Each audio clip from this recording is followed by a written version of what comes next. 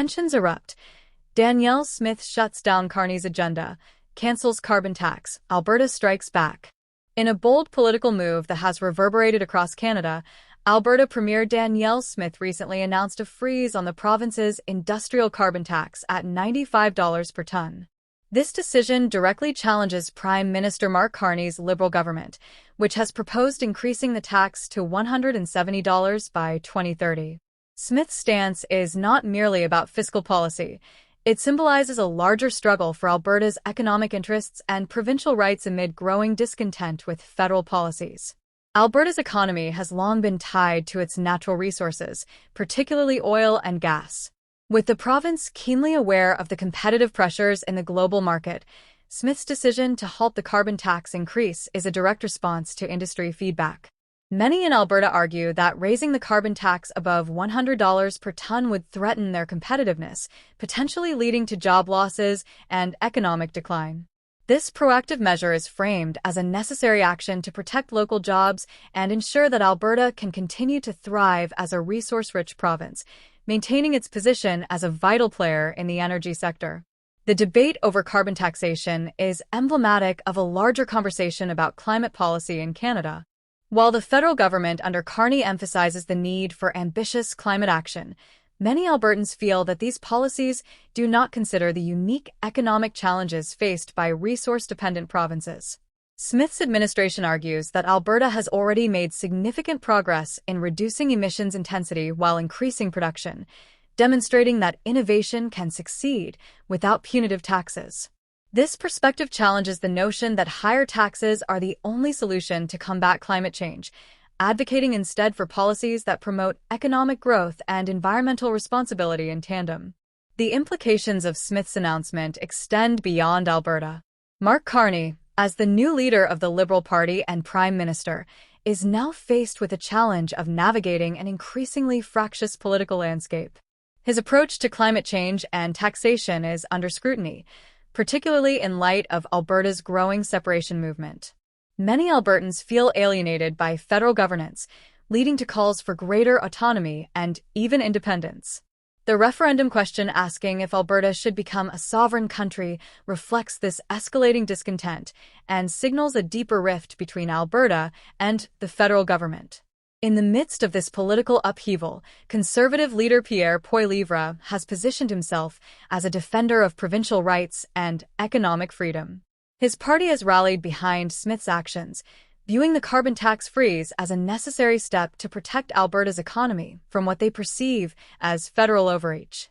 Poilievre's rhetoric resonates with a significant portion of the Alberta electorate, who feel that their concerns are not adequately addressed by the federal government. His support for Smith could enhance his political capital and strengthen the Conservative base in Alberta, further complicating the federal government's relationship with the province.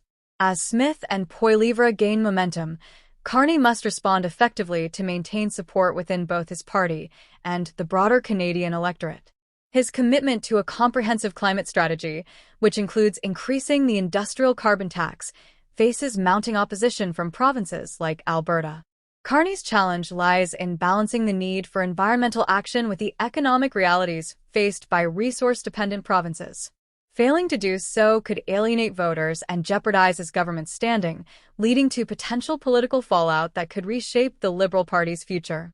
The conflict over carbon taxation raises significant questions about national unity in Canada.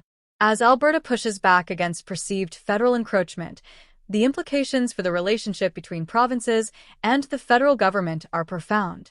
This ongoing struggle could reshape how power is distributed within the country, prompting discussions about the balance of authority between provincial and federal governments. The dynamics at play in Alberta could serve as a template for other provinces grappling with similar issues, potentially igniting movements for greater provincial autonomy across the nation. Public sentiment in Alberta is a crucial factor in this unfolding drama. Many residents feel that the Trudeau government's policies do not reflect their values or priorities. Smith's decision to freeze the carbon tax is seen as a direct response to these sentiments, aiming to align provincial policies with the desires of the electorate. As the political atmosphere intensifies, the voices of ordinary Albertans will play a pivotal role in shaping the future direction of both provincial and federal policies. This grassroots momentum could influence upcoming elections and policy decisions, making it essential for political leaders to heed the concerns of their constituents.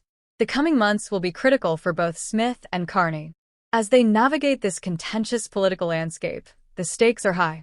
Smith's actions could embolden other provinces to assert their rights and push back against federal policies, potentially leading to a broader movement for provincial autonomy.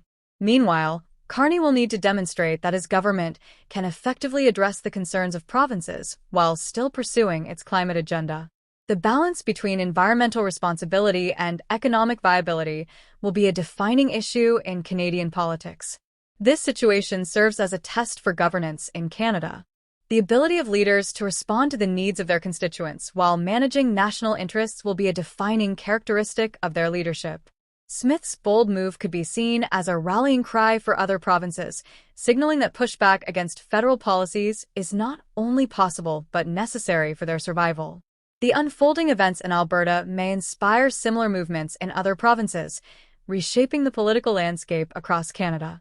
As Alberta stands firm in its opposition to the federal government's carbon tax plans, the political stakes are higher than ever. Danielle Smith's decisive action has galvanized support within her province and sparked a broader debate about the future of federalism in Canada. With Mark Carney leading the Liberals and Pierre Poilievre rallying the Conservatives, the coming months will be crucial in determining how these tensions will play out on the national stage. Ultimately, the outcome could have lasting implications for the relationship between provinces and the federal government, shaping the future of Canada itself and influencing how regional interests are represented in national policy discussions.